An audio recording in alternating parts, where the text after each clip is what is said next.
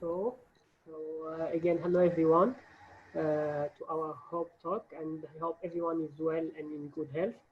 I'm glad to have you all on board today for our online Hope Talk, which will be entitled "The Effects of Urban Form on Urban Climate and the Requirement of Distancing." The lecture will be presented by Dr. Djamel Ouahrani. And before beginning, let me remind you that our session will be recorded. Will be also live streaming on Facebook. Please, to ensure that everyone is hearing well, while Dr. Djamel will be presenting, and ask from everyone to put himself mute. And if anyone have any interaction, just raise the hand and I will see it, or send message in the chat. Okay, so let me introduce Dr. Djamel. Dr. Djamel Ouahrani is an associate professor in Qatar University. He earned his PhD degree in 2000 at Sweden in Lund University with dissertation on daylighting and thermal effects of window in desert houses. He's also the founder of energy efficiency and energy building design lab at Qatar University. He was appointed as adjunct professor at American University of Beirut for the master course in applied energy. Also, he had worked as a lecturer, researcher, and co-responsible of postgraduate courses, architecture, energy, and environment at Lund University, Sweden. He had also worked as a practicing architect in both Algeria and Sweden. He designed several buildings, including the Mosque of Uppsala in Sweden. He had conducted research consultancy work in Sweden, Algeria, Tunisia, Morocco, Jordan, Egypt, and Lebanon. Dr. Djamel is always striving to link architecture practices to academia and researches for a better built environment. His main research interest is technology support to deliver sustainable building with focus on energy efficiency of building in terms of reducing heating, cooling loads, and efficient use of daylight using intensively computer modeling and simulation fields and measurements. So, Dr. Djamel, can you please start?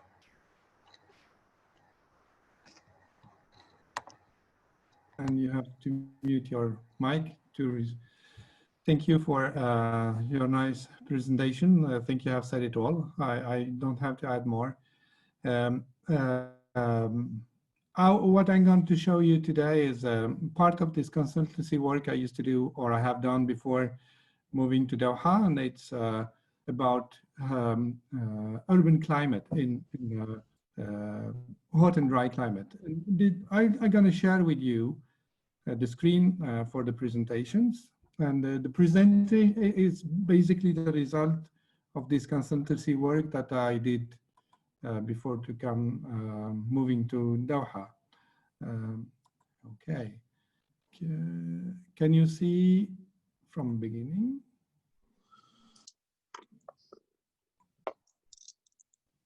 Can you see the slides now? Yes? Okay, yes. Very good. So it's about the effect of urban form, urban climate, and the requirement of distancing.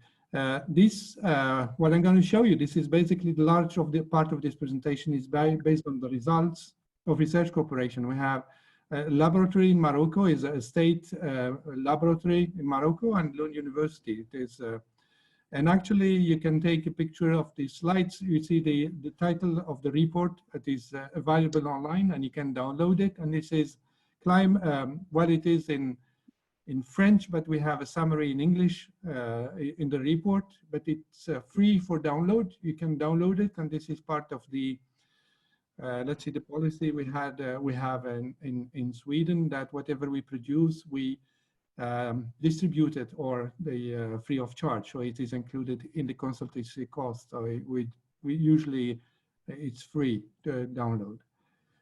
So this is important to know. This is the team who works on the project, Karin, Eric Johansson, myself, Mohammed Miraisi. This is the one who are behind this work. So it's very important to recognize them. Why got we interested into this urban form or urban climate and urbanism? Because most in, let's see, in hot countries, usually they adopt an urban form that is more Western form, or this is basically more into moderate to cold climate, moderate climate, not the hot climate. And we've seen in many times, but I'm not going to go into this summary, but still you can read it, but when I talk myself, is this form is really leading to a high consumption of energy, high level of pollution, and sometimes the city life is not created because of the urban form. And this is what we can see here in Doha. And then if you ask anybody in Doha which part of the city would you like, I mean, this is having many studies tackling these questions, and most of people refer to Souq Waqf because this is where an urban form that is adapted to the climate, where people can move, can walk, and feel comfortable.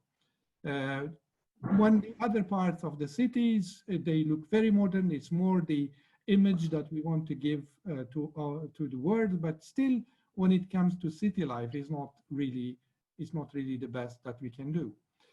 And this is what got us more interested in the subject. We did several consultancies, several research we did in Algeria, Tunisia. It was more at the building level, but when we had this consultancy work in Morocco, it was more at the urban level. So we worked on both at the building level and up to the urban level. So, and this is what I'm presenting here, only the result of the urban level studies. When we talk about these cities, now it is well known, we have we have the urban boundary layers. This is the kind of cover that covers the whole cities, but this is in terminology. And we have the urban canopy. The urban canopy, can you see the mouse moving on the screen? Yes, okay. So we see the urban boundary level, this is the whole city, but then we have at the street level, we talk about the urban canopy. Within this study, we were not interested in the urban boundary layer, but we were more interested into the urban canopy. When we see the urban canopy is the size of the street, the height of the building, and the microclimate that is created by the building themselves. And this is what interested us. Is it a relation between the macroclimate and the urban canopy in terms of dimension of street and height of the building? And how much is the difference? And the interesting, the climate in this urban canopy. This is the level where we work on that city, because there are other studies when they look at the urban boundary level, they look at the let's see, the effect of the traffic on the urban climate, microclimate, and so on. One of my students for her master's studies, she studied the impact of traffic on the urban climate.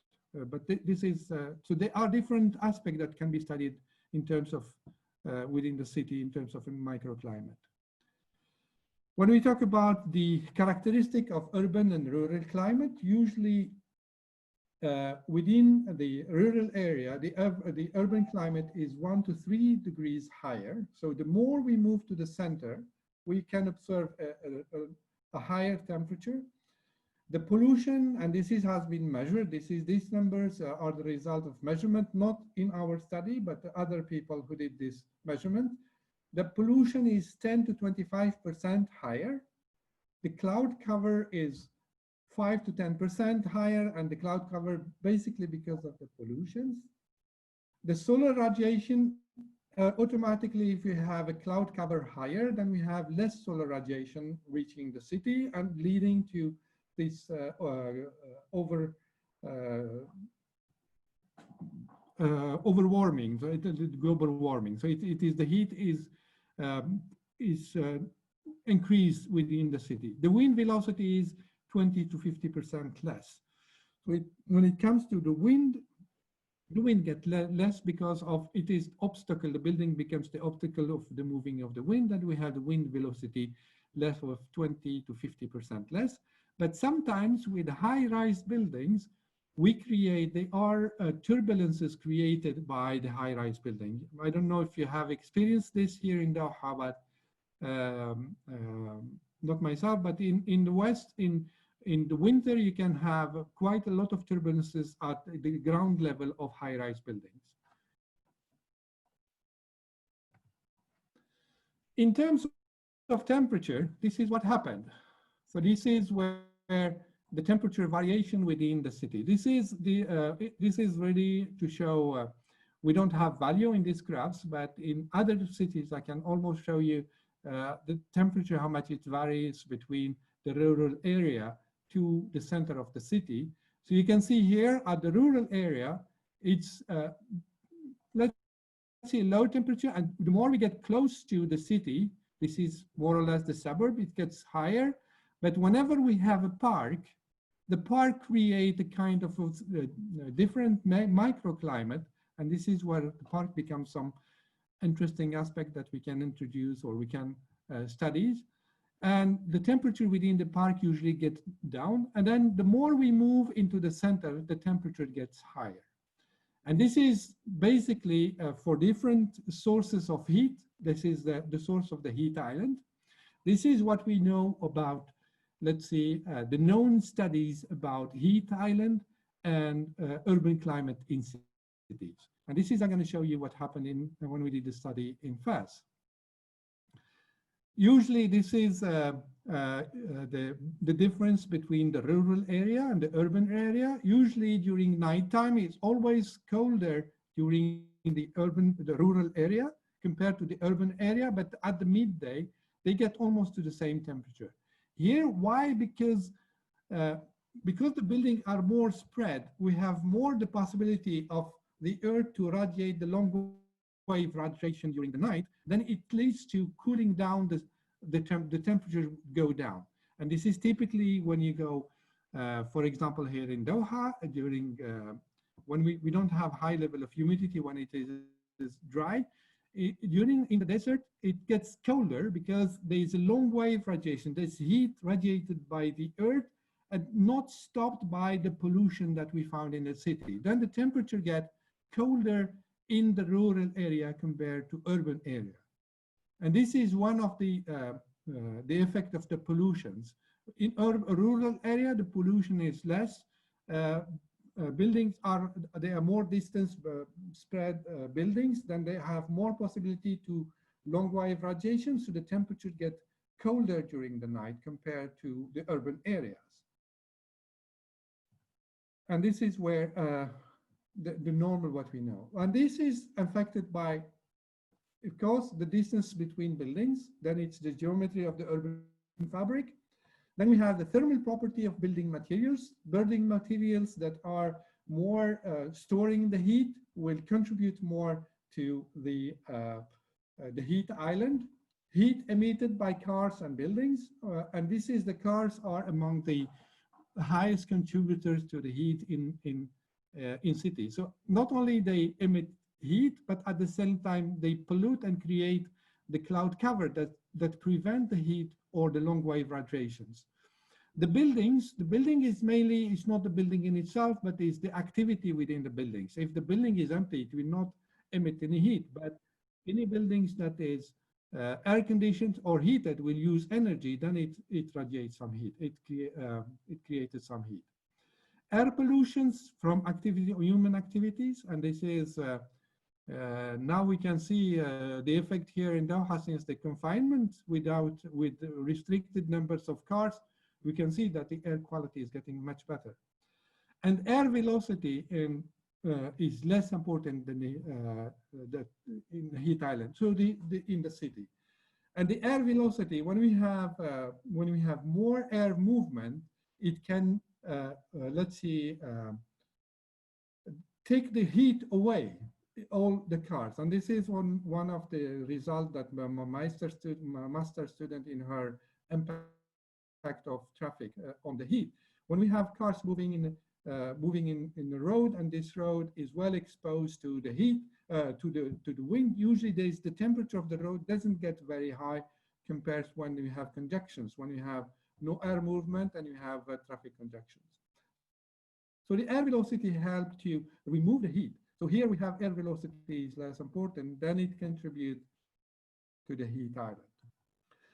In terms of geometry, when we talk about, it's always relations at the canyon levels. This is where the canopy levels, this is where the important is the ratio between the height of the building and the width of the street. So either we have the ratio H to L, the height of the building to the length of the street, the distance between building, or we have the sky view. This is the two parameter we use, how much we see of the sky.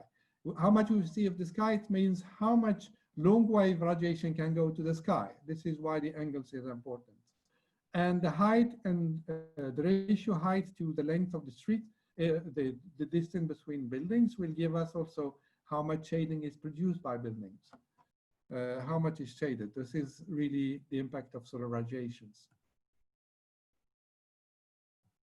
Usually, influence of green area and trees. So this is when we have green area and trees, and I showed you in the previous slide when variation of temperature within the city. The shade is always an important factor. And it's just to keep in mind, and maybe this is the information you can take it with you, is when we measure the temperature, this is when it is measured, it's always measured in the shade. It's never measured in the sun. And usually between the temperature in the sun, under the sun, or in the shade, at minimum we have 10 degrees difference. So you can see how important is the shade, how much is important, especially in a hot and dry climate. The shade becomes a key in design, both for the building and the city.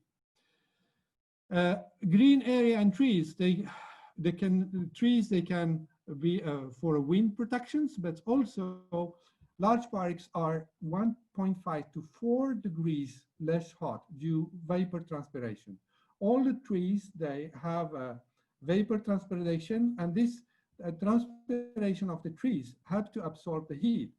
So this is, it can reduce the temperature 1.5 to 4 degrees in the park. And this is well demonstrated in many research that usually the parks are about, in average, 3 degrees below the surrounding area.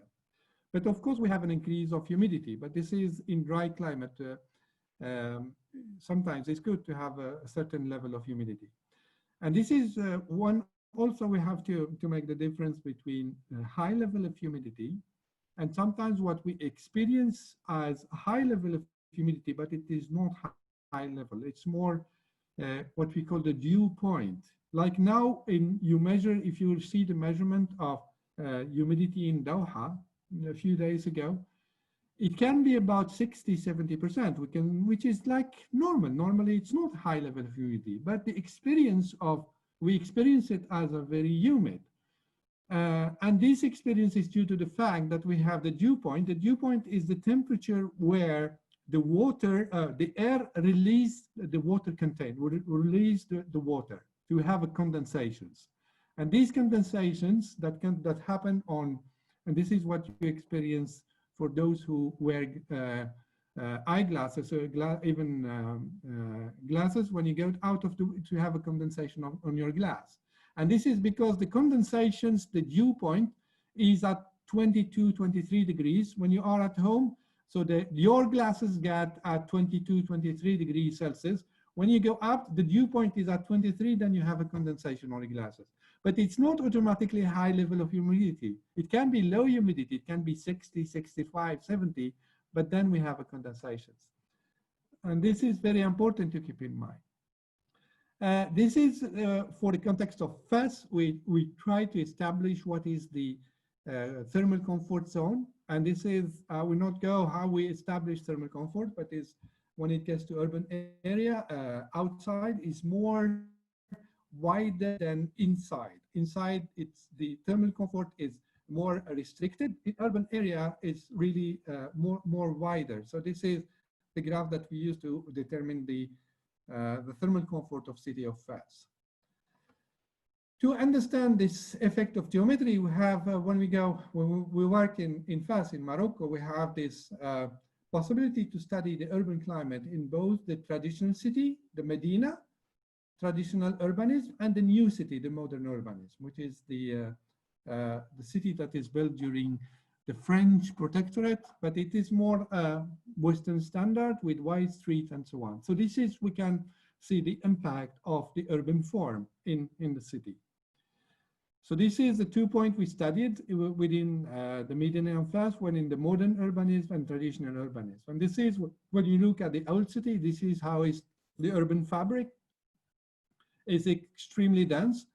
Well, there's a lot of studies on this form, and many people, it's at some point people say it's the climate they shape the city, but in reality there are so many factors that comes to this urban form. It's not automatically the climate that shape the city. There are other socio-economical, cultural aspect that came to this form. It's not just the climate, but it happens that within this city, it's quite adapted into the summer case, now, as we see later on in the temperature. Within the city, so we did some measurement, and this is our measurement point within the traditional city, different points, and we have some data logger placed there, and we measure during quite a long period to get quite a good idea what is how is the climate in urban climate during winter and summer. So this is in fast, and this is the measurement we had, the summer climate and the winter climate, and this is where it has been done, and we see the ratios for here for the city.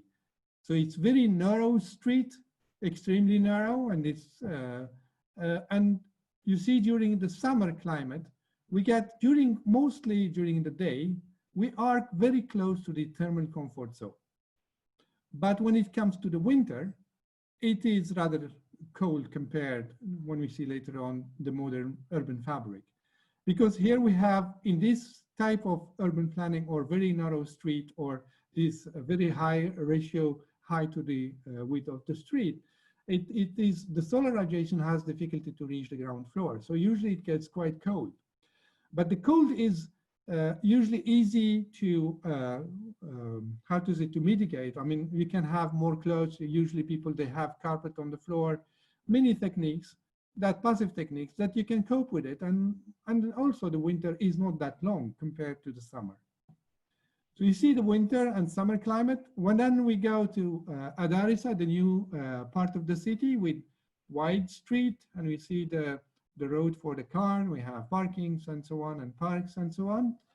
And very important, we see the distance between the building compared to the traditional fabric. It gets to this type of form, and we have the measurement. So we have the difference between the geometry of the two quarters.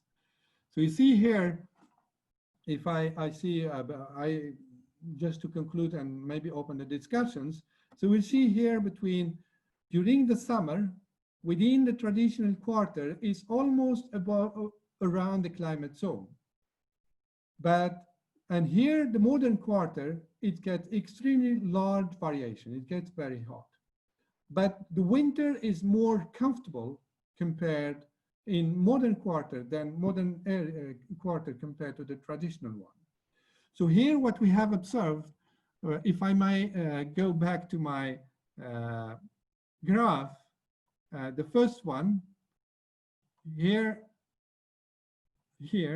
actually in Fez it is reversed. When we get close to the center, in the center city of Fez, we have more a cold island instead of hot island. So in the traditional urban fabric, the formation of cool island affect during the daytime. So, and this is really why people enjoy being in the city, in the old city during the summer, because it's really comfortable. So here, after this, within the report, or where we had some recommendation how we can more densify our cities to create more comfortable urban climate. So the more dense, the more urban climate. But suddenly now with the pandemic of COVID-19, if you get more than thing, then you have more people get close to each other, and we have the possibility for contamination much higher when we have a denser city. And actually this is not just in Fez, we have it in practice. We'll see, for example, compared in Masharab, we have a more densified urban fabric. So now with the pandemic, then the questions of, okay, we can have a very nice urban climate, but what happened with the contaminations? I mean, what happened with when we get people very close to each other? So suddenly now we have to think of how can we mitigate the contamination in urban fabric at the same time offering a nice urban climate.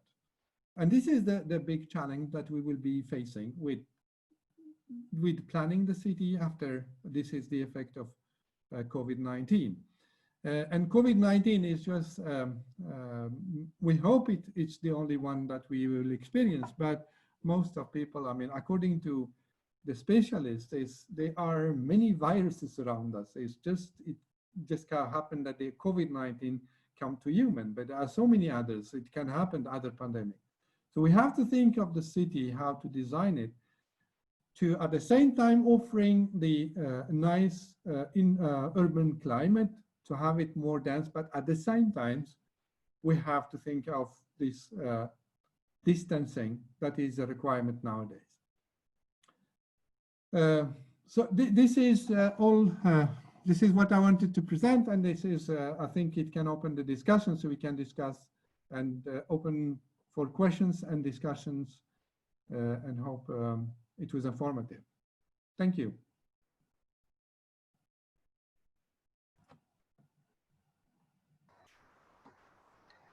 Thank you, Dr. Djamel. Thank you. It was very informative and a lot of information in this session. I want to hear from you. Can you hear me? Yes. I want to hear from you. What's your, if anyone have anything to add or any question or you need more clarification? Yeah, my name is Salim. Of course, you see my name there. Dr. Jamal is my colleague. I'm happy to join your lecture. Sorry, I was busy at the beginning. I had another call. I just joined you at the end. The topic is very interesting. And I think Dr. Jamal trying to remind us of our situation before Corona and trying to raise some questions, how that's going to be changed.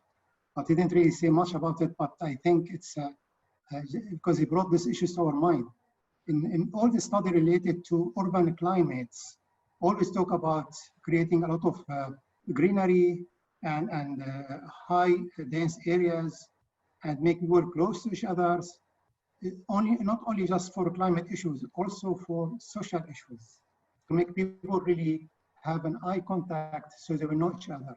They will create like a good bond between people in the same neighborhood and so on.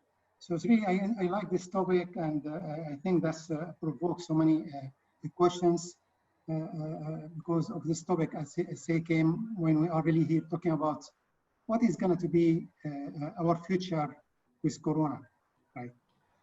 This is my point. Actually, I don't have questions. I know Dr. Jamal, he's very like acquainted with this topic, and he worked in that one long time. So he's my reference usually when it comes to climate. And thank you very much, Dr. Jamal. You're welcome, Dr. Salim.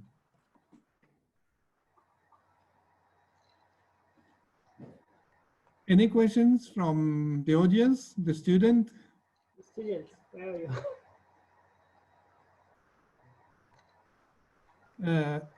For me, hi, it's more. Oh, okay. Maureen, yes, please. Oh, hi. How are you? This is really awesome. This is why I love architecture, because it's a lot of science and relating science to our big physical and geographical setting. So thank you for sharing. My first question is it possible to get a copy of the slides you presented, or a list of the papers that you published with your colleagues and your students? That would be really nice, so that we can look at this in a little more detail. Yes. Yeah, no problem. Yeah.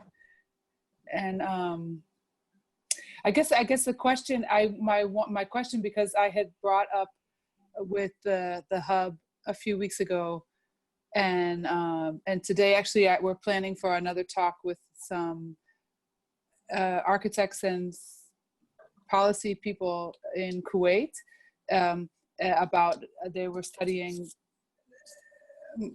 more like qualitative aspects of different kinds of public space typologies in the Gulf region.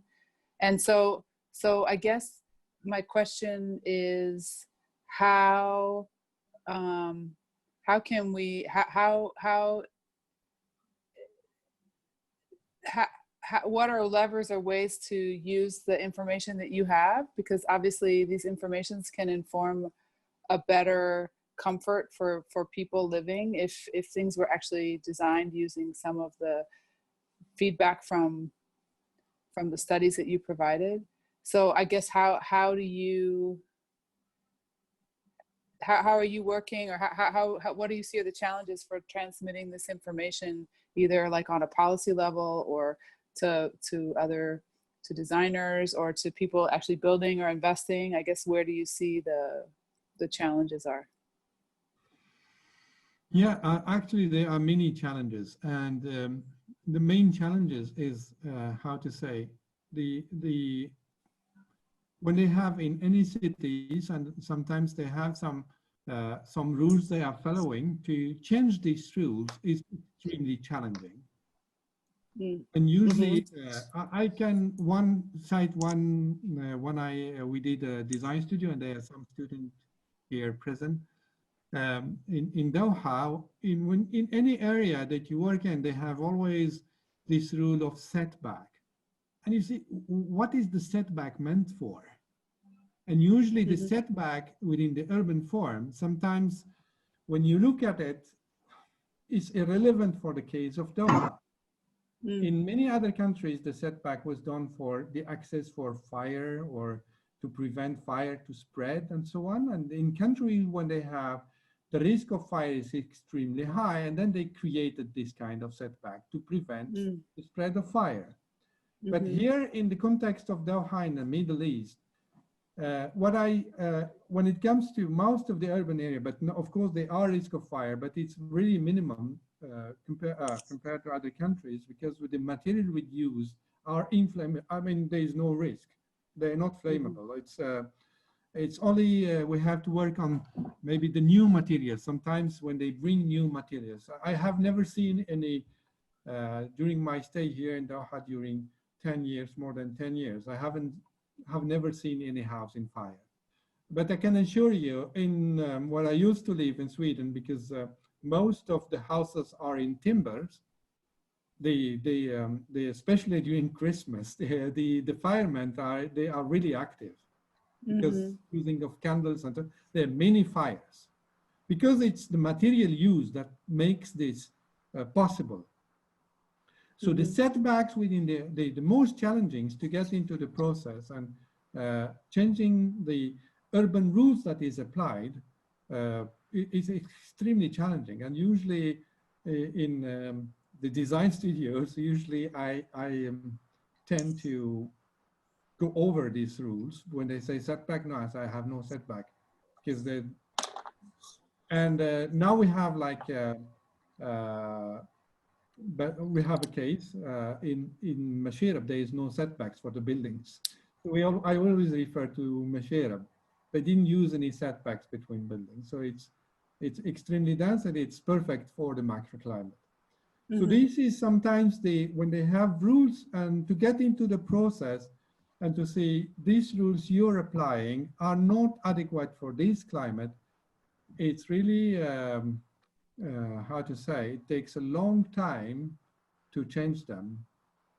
Even if I say nowadays they are in the pipelines many areas for private houses, and they have all of them, they have to obey by the setback and the percentage they are allowed to build and so on.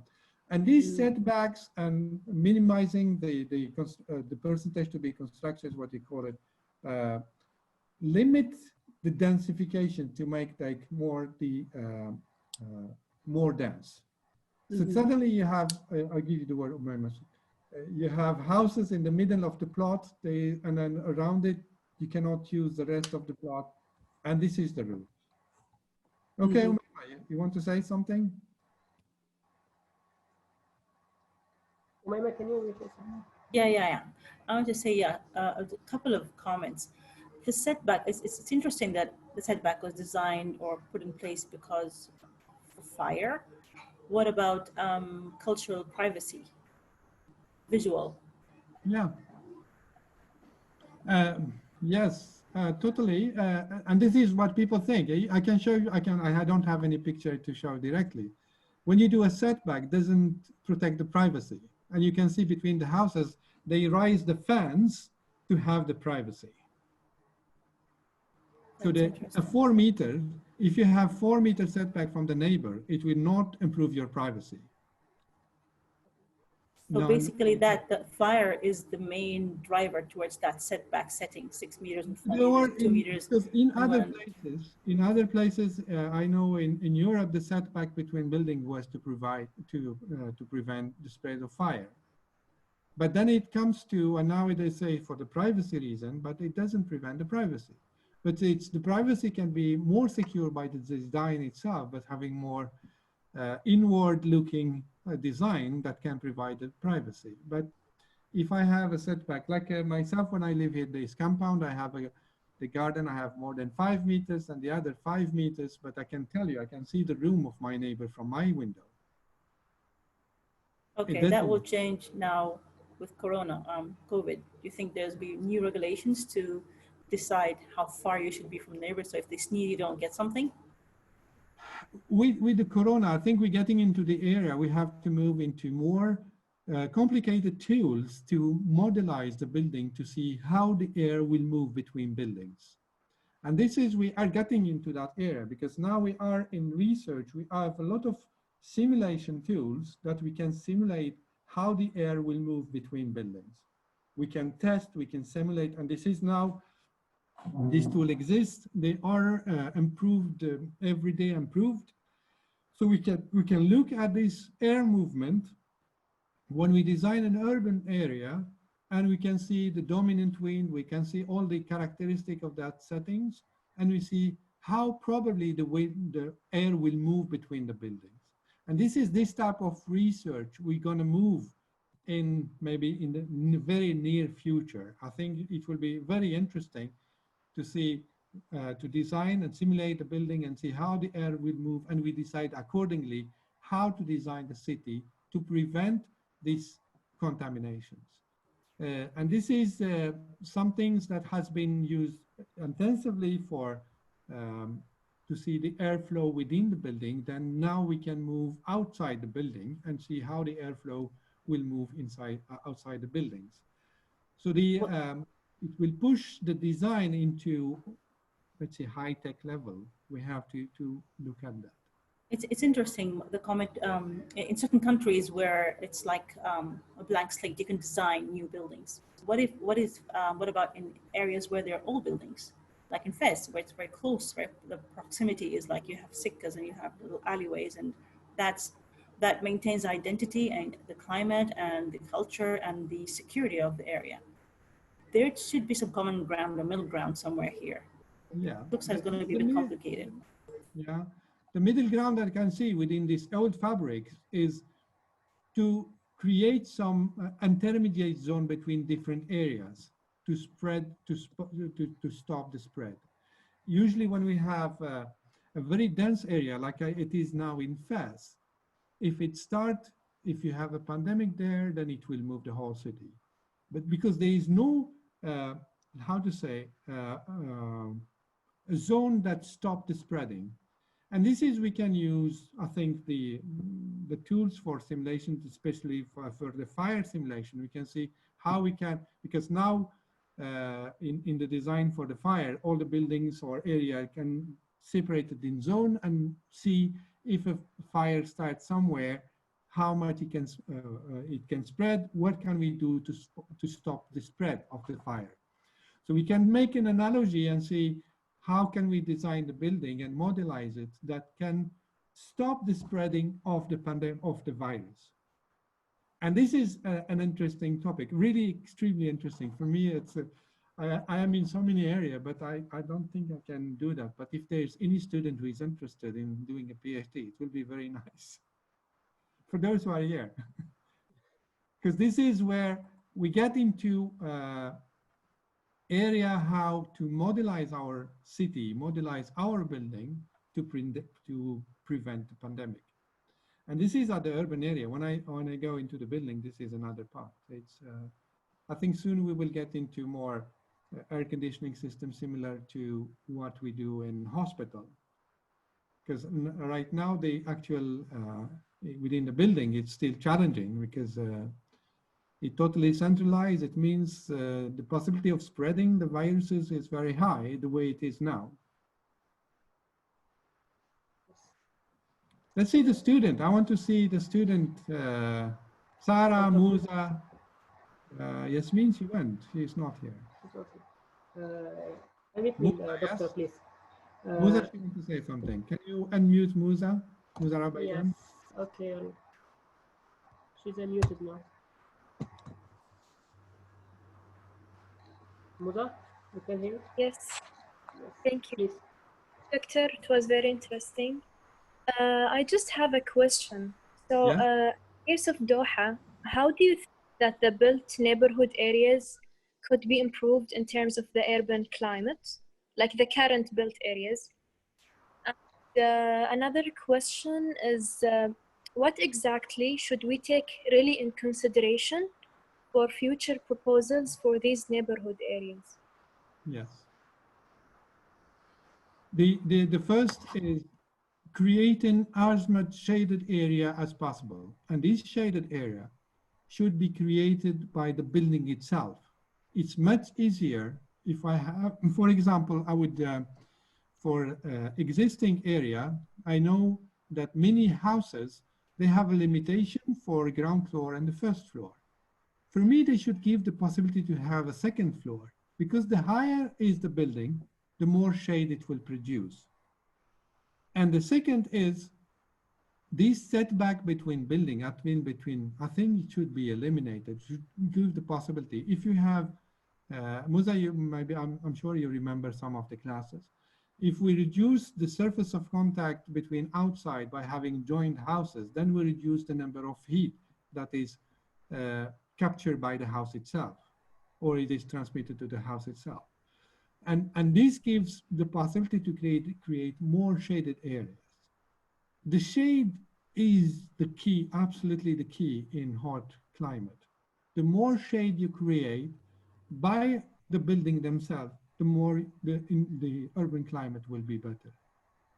If we go into, let's say, creating green area, trees and so on, the trees are, how to say, trees, it takes 10 years to have an adult tree. It required a lot of water to make that tree producing shade. So it's good, but at the same time, we have to select the good trees that possibly create shading. I mean, now we see in Doha, we use a lot of the palm trees. The palm trees, there's not much shade created by the trees itself. It's very little. But if you go to Aspire Park, you see the other trees they're using, those trees, they produce a lot of shade. So the selection of trees is crucial. It's very important. But then for me, for the new, especially the what is coming now, there's quite a lot, will be a lot of huge activity in terms of private houses for locals. These setbacks and these setbacks from the fourth side is something that should be looked at again, because this is not, it will not lead to a better climate. May I ask another question? Yes, sure. Yeah, so linking back even to our other discussion about activating walking and biking and certain public space areas, which obviously everyone loves to do in the souk, or how or has your group studied ideas or typologies or things that we could do to encourage, for example, like the last mile, quote unquote, so from the metro, which is like really, really a beautiful crowning achievement in Doha, you know, but to get that more actively used for protection? Because how you protect, how can, like, are there ideas or solutions or prototypes or designs or things that you or your team? Yeah. So like shading, like if I'm going to walk to the metro from my work, or if I'm going to bike, or because it's very regional specific, or specific to this area. I'm just curious if yeah, if I take this the thought development, this is transit developments. Normally, I mean, one of the suggestions is that, let's see, the building that are close to the metro, depending on the orientation, if this building is facing south, it means the shade will be produced on the north side of that building. Mm-hmm. That the building will produce the shade on the north side. Then these buildings, the ground floor or the first two floors, they should create a setback, not a setback, create an arcade within the building itself. Then it becomes walkable. Mm-hmm. And this has been done, I mean, it's not new. I mean, if you look in many colonial cities in North Africa, or even in Vietnam, in many places, you see this concept of arcade. And this is what they have used in Mashira. There's a lot of arcade, and this arcade, will promote walkability. When the building itself can produce the shade, let's see that the building is facing north, it means the sun will produce, the building will produce shade. We don't need to have an arcade. And this is, the setting can be interesting. And this is, you can observe it easily, very easy to observe even in Doha, in Souq Waqaf. If you go to the main alley of Souq Waqaf, the south side, when we have some cafes that don't have any arcade, but the other side that is oriented to the south, when we have this Iranian restaurant, so you have a series of arcade. Mm-hmm. It creates shade. Mm-hmm. So the one that is oriented, the facade oriented to the north, the shade will be produced by the building itself. Mm-hmm. But the one that is facing south, then you have to create an arcade, or the arcade integrated within the building, that it becomes walkable. And this can be set up as a rule, I think, for the city, depending on the orientations, then it can be set up as a rule. Then they can say for the owner, for developers, your building is this, then the rule is to have this arcade in your front of the building, or a setback inside. So it's nicer to have it, because then it will benefit for the thermal mass of the building. And there's many examples, and Mashirab is quite a good example, I would say. Yes, Dr. Tell me please. Yeah.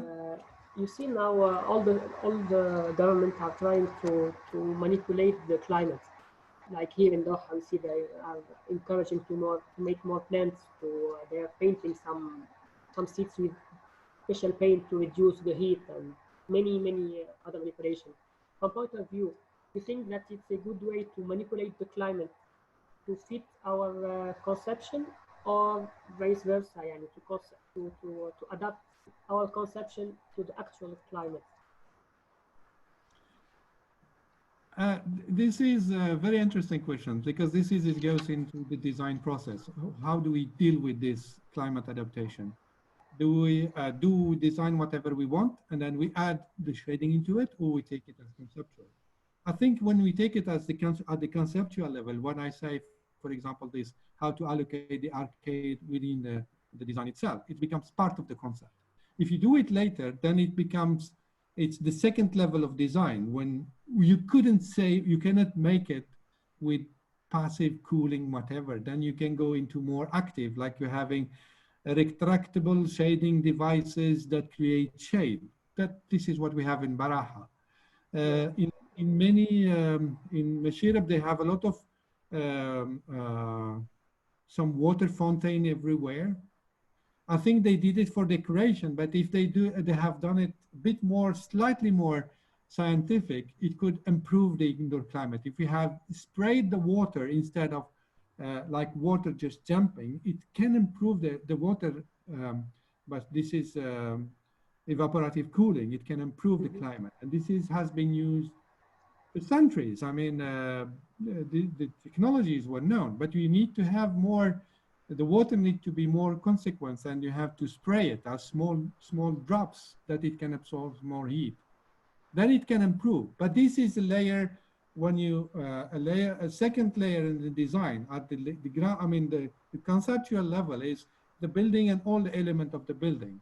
And then we can add this evaporative cooling, we can add active shading, dynamic shading, and then at the end we can even do some, what we have here in ground cooling, when they have street cooling, when they are adding now in some part of Doha. But this is, the active should be at the end, when I have done all the passive techniques that can be mitigate the climate. And then the last 50 meters of the race, I can do it with active cooling. Thank you, Dr. Umayya? Welcome. Yeah, I wanted to just mention to our guests who do not reside in Doha what Musharraf and Suqaqif are. And now we're talking about shading and walkability and Corona. Can we put them in a basket and see how they work all together? Because I wouldn't want to go to Suqaqif or Musharraf because the idea of going there was to walk and meet lots and lots of people. Now I just watch videos of them. So if we can just bring Corona and the new habits or the new behavior or how the city will adapt or how Suqaqif will adapt or Musharraf will adapt to distancing, I'd love to hear that. But yeah, for everybody here, Musharraf and Suqaqif are in Doha and they're the areas that are designed for people to walk and get together. Maybe Slim can help me better in this. Thanks. Yes, in small, Suqaqif is the old, let's say, old city, old heart of Doha. Musharraf is the new heart of Doha. They're both in Doha. Suqaqif is the oldest one of the oldest buildings where everyone meets, lots of coffee, lots of restaurants, of shops. Musharraf also is the new heart of Doha where, let's say, modern shops, new trending restaurants. All places where people shop and meet and eat. So this thing is gonna change, no matter how shaded or cool it is now. So if we just bring Corona into the equation, I'd love to hear the solution. Yeah, I think I don't have a direct solution, but I know how to go to the solution, how to find the solutions. The way to go there is for Suqaqif with the pandemic is to modelize the Suqaqif, street of Suqaqif, and see how the air move in this and how this movement of air happened and what is the risk of the actual movement in the contaminations. And how can we change the air movement in that quarter to reduce the contaminations? And this is something that, in terms of tools, we know the tool exists, is not directed to Suqaqif, but we know in terms of simulation and air movement, we know there are tools how to test it. And this is, if I can tell you, for example, all the parkings designed in Qatar, I know some people working on that, they study in case of fire, how the smoke will be evacuated, that it will not lead to the total burnout of the parking, how we can make it possible. That when a car start burning in the parking, how to direct the smoke that to make it possible that people can escape and nobody get hurt. So if we make this parallel with COVID contaminations, then we can do this as well. And then we can see, we can read, for example, I'm just thinking loudly, is how many people can be in Suqaqif with minimum risk of contaminations. And then we can regulate that the entrance of Suqaqif, at the entrance of all parts, we can have some counting automatically and see now it's the saturation, you cannot enter. Because if we have more people inside, the contamination will be higher. So there are a lot of studies that can be leading to still we have good outdoor climate, good social interactions, but at the same time with less reducing the contamination. And this is where I think it's, sorry to say it, but it's fascinating what we can do. But science can help us to solve it. Yeah. May I say something? I'm sorry. Yeah. I cannot keep quiet. But thank you very much, Dr. Jamal, trying to give a solution on the level of the climate issues and building orientation. My background, as Dr. Jamal knows, I am urban designer, and also I work with space behavior. And I don't know how we can really try to solve a problem from the physical perspective, and we forgot that we are going to create, instead to solve one problem, we are going to create 10 problems. And so we have to be careful with that. Any solution is going to be taken. You see, we have to deal with the issues with avoiding any effect on every individual. The way I look at it, the air will carry a lot of virus in it. As one of the doctors I watched one time, he says, our shoes, we walk on the street with our shoes. When you came back home, we carry more dangerous viruses to the house that we are not aware of. So the viruses are there, but one of them now became very active. This coronavirus became active and effective and so on. But we are not going to really to stop our life in a way that will make it like a more distance and plot the air. And this is going to be really the solution, create a lot of problems for our daily life, our lifestyle. And are we ready for it? This is the question. If we want to do these questions in an extreme way, are we ready for it? What our society is going to look like? I will look at some other issues, actually. I went to Vietnam one time. It was like 4 years. Vietnamese, almost, if you go on the street, you can see almost 60 to 70% of people use masks on the daily basis. Even they have masks with a fashion, with different style. Very interesting, guys. Always they wear masks. And the street has contamination, has pollution, has everything you may say. But like our cities has the same.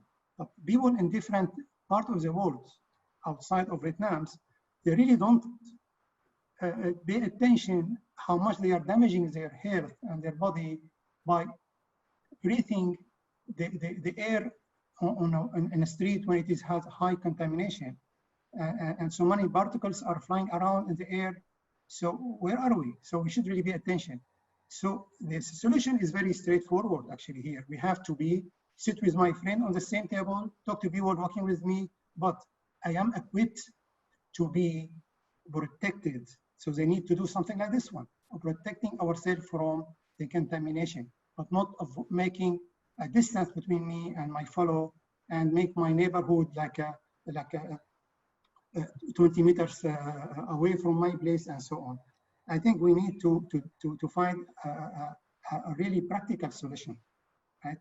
And besides, I hear something about livability in the street, people walking on the street, the driving bicycle on the street, talking to other people on the street. Those issues are very important in our life. And whether it was a dense area or non-dense area, it has to be with culture in the first place. Here in Doha, unfortunately, people do not have the culture of walking. Only people who came from outside who walk. And another problem you can see, Dr. Jamal always talking about shading, adding shading. And he's many times he say, we need shading. Yes, walk on the street and see, where is your trees you built, you plant. You found the tree has been planted for the look, not for the function of it.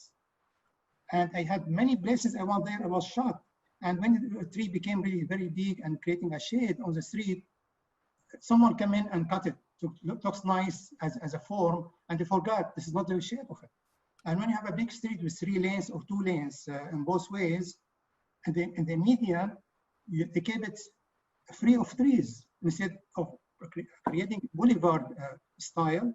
When you have trees are breaking the scale of this wide street, and also creating shade at the same time for people to walk on. No, they don't do that one. So we have a problem. Those who built the street to create a nice streetscape, they don't pay attention to the pedestrian. They don't pay attention to perception of space. They don't pay attention to how to bring people together. So it's very important. They look at the street as a place when you can walk from A to B. It's not a place as your outdoor bedroom, outdoor living room. It's a living room where I can meet with a friend, with families, with other people, observe people. I can sit there, enjoy life. And when I'm tired, I can go inside my house and so on. And this culture, they have something called sitting beside the house. They have benches, they have their name, I believe.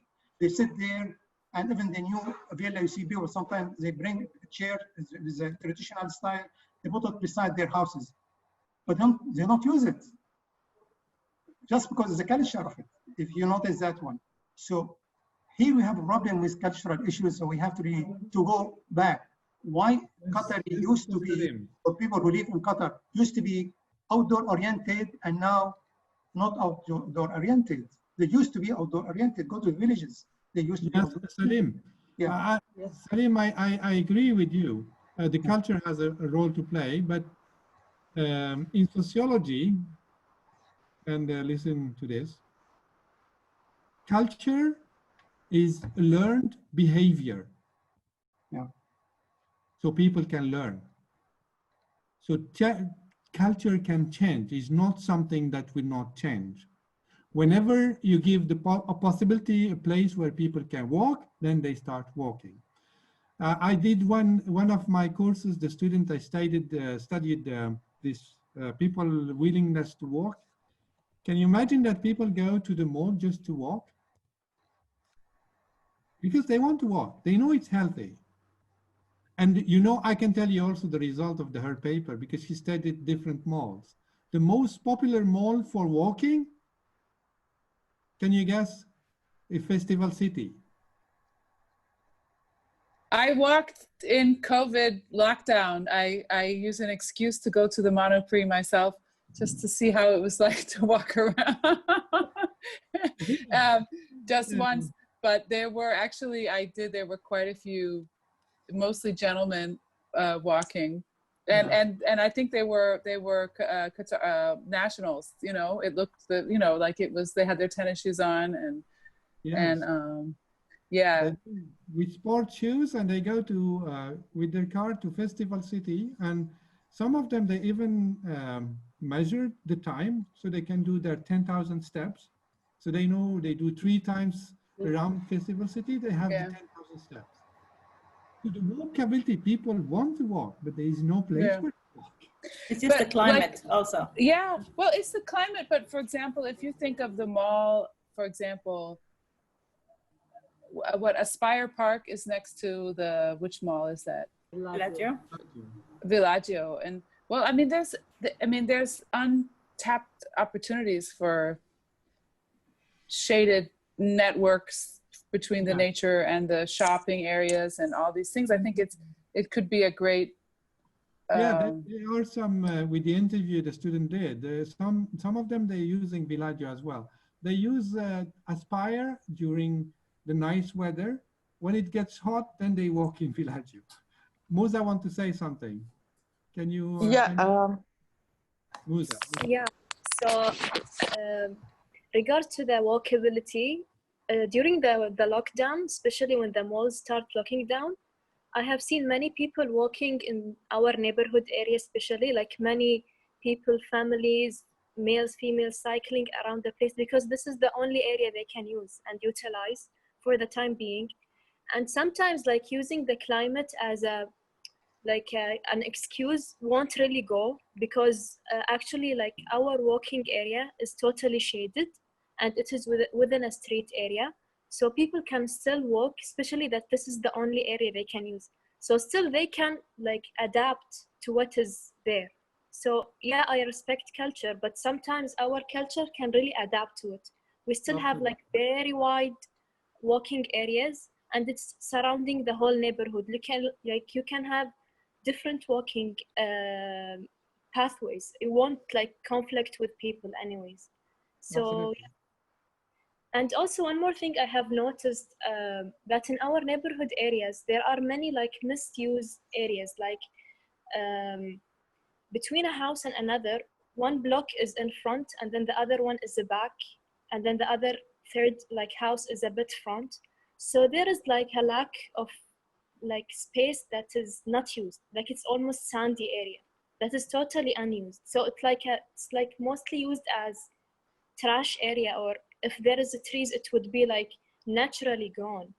So these misuse areas in the urban areas, like they can, I think, can be improved more. So they can also help in the microclimate, and also can be part of public areas, like a community area. They can be used, for example, as garden areas where people get to have like a responsibility towards their neighborhood.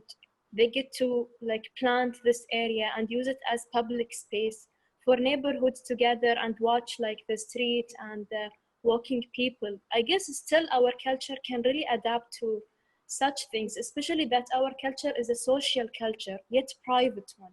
So this contrast we can still have a middle space between these areas. Yes, thank you, Mother. Just let me remind you that we still have only 4 minutes before we conclude. Dr. Djamel, the speaker to you. If you want to add something. I want to hear Sarah. Sarah is here. Sarah, are you there? Hi, Doctor. Hi. What do you think, Sarah? I really like the presentation. It's really interesting. I agree with Moza. There is a possibility for walking, but in many other neighborhoods, the status of the pavements doesn't allow us to walk. You know, it's not really paved well. Also in many streets in Doha, near the Corniche, where Al-Najada. So one time we tried to walk around Musharraf and Souq Waqif as a group. So it was really dangerous. So, you know, even if we want to walk, it doesn't help. So other than the weather. There is room to improve the regulations, because the willingness to walk is there. It's just I think it's not prepared for walking yet. Yeah. I'm still missing sorry, Slim, I know the time. I'm still missing, I think people are not yet familiar or prepared to accept the fact that COVID is here. It's gonna change a lot of things. And even walking down the streets now, if you leave your compound or your house, you look left and right and see who's on the street. And you either decide to come out because there's somebody there or not. Shading may not be the #1 thing at the moment. Maybe shading will lead to creating wider pavements that allow social distancing. So you need more shading, more space to walk, wider streets, wider pavements. So I'm sensing that people are still not very comfortable with succumbing to the fact that COVID has created a change, that we do need to think differently, and I'm really interested to see how that's going to turn out. But I wanted to thank everybody for this, and Dr. Djamel for a fantastic presentation. Umayma, can I speak? Yeah. Sure. Abdullah Bakir. Oh yeah, Abdullah has spoken. Go ahead. Okay. I have a lot. I have a million. Welcome, Abdullah. Question. Yes. Doctor. First, Doctor, when we design cities, we designed it for 50, 100 years. So COVID cannot affect that in any way. COVID might be for a year or two there, and then they'll find a solution to it. Musharraf is the smallest zone in Doha. Out of 99 zones, Musharraf is the smallest, 0.35 square kilometer. So this is not a real, it cannot express Qatar or Doha, because this zone is designed in a way to be like part of Souq Waqif or related to Souq Waqif, because we have like a finger city center, and this is part of the city, the old city center. So Musharraf, even it's built in a new fashion, but it's an old city center because it's part of the old city center. The new city center is West Bay and Lusail and the Pearl. This is the new city center. So we have like two city centers for the city or for greater Doha, not even Doha, because Lusail is not part of Doha, or the Pearl is not part of Doha. They are outside Doha, part of Al-Dha'ain municipality.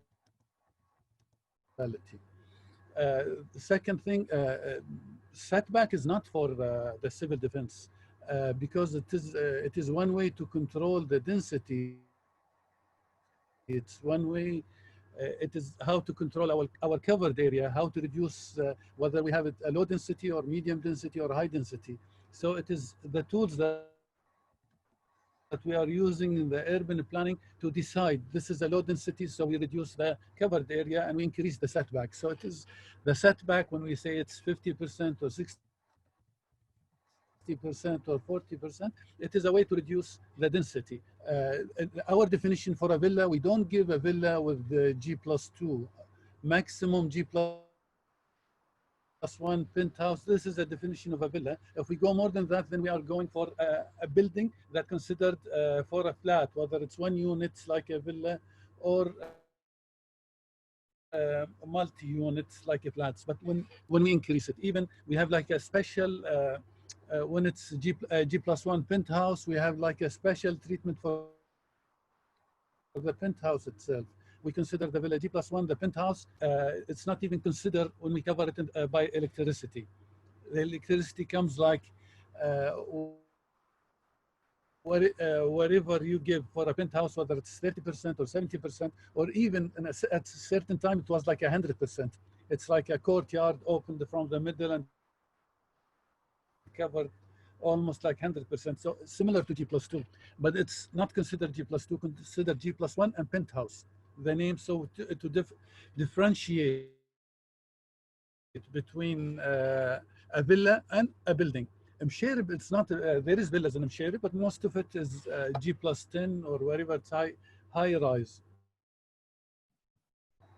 As a matter of fact, before they established Msherib, the old zone, when it was also called Msherib, the height in it was G+M+10. So the height did not change much. Density at that time higher because we have like ownership, almost like 10 square meter ownership. Today it is all of it one ownership. It is more like a tourist attraction area, so we cannot compare it. Even to compare it with Fas is totally different atmosphere.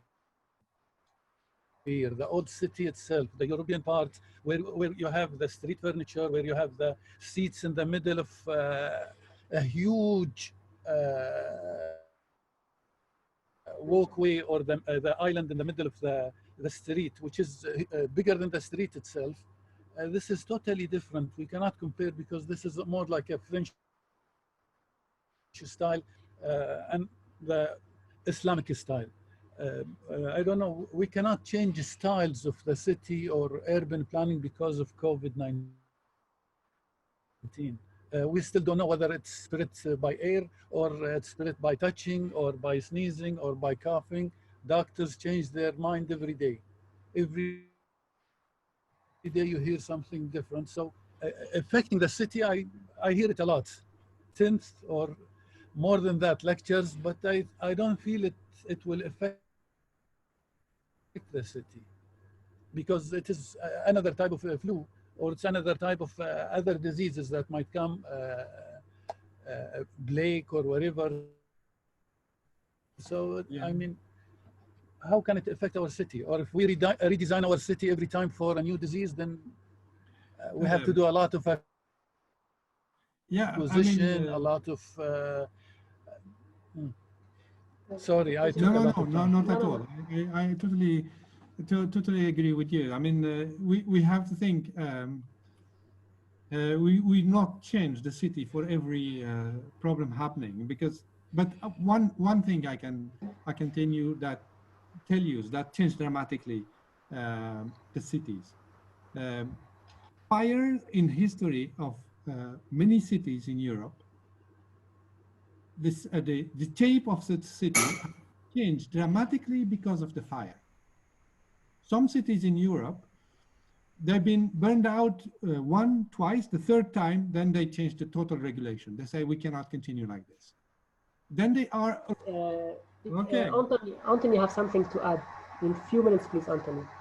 Yes, very fast. Hi, everyone. Thank you, Doctor.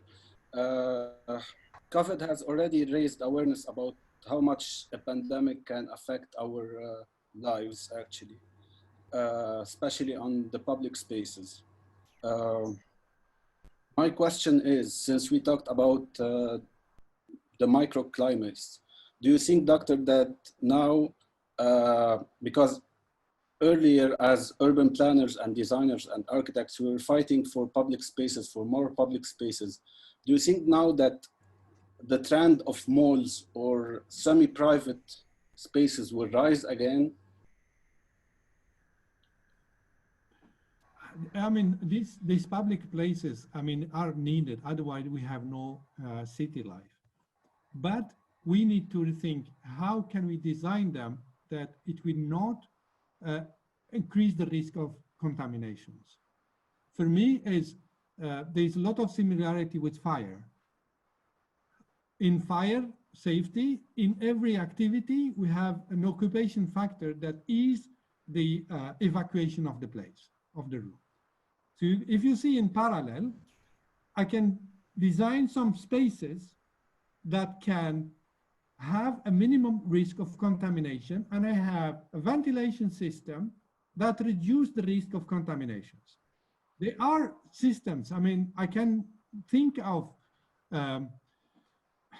system of ventilation that extract the air, that it will not move to the next person.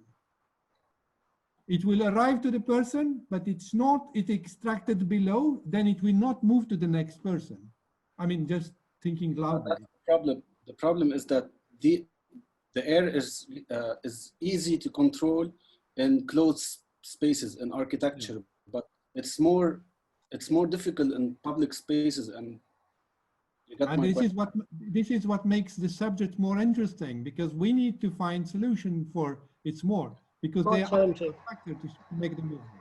And this is where, how can we have it more controlled? Of course, I totally agree. Inside closed space, it's easy to control the air, but outside, it's other. I mean, people moving will change the direction of, but it's something that technologically, scientifically, we can tackle it. We can do it. It's possible to study it.